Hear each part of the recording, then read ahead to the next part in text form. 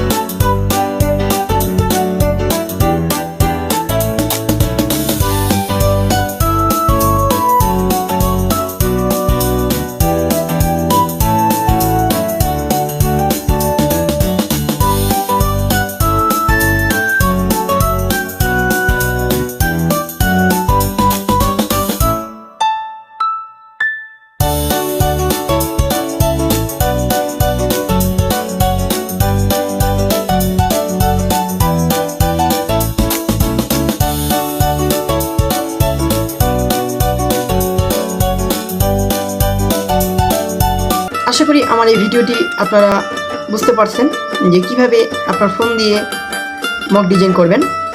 ভিডিওটি ভালো লাগলে অবশ্যই লাইক, কমেন্ট, শেয়ার এবং আইডিটি ফলো করবেন।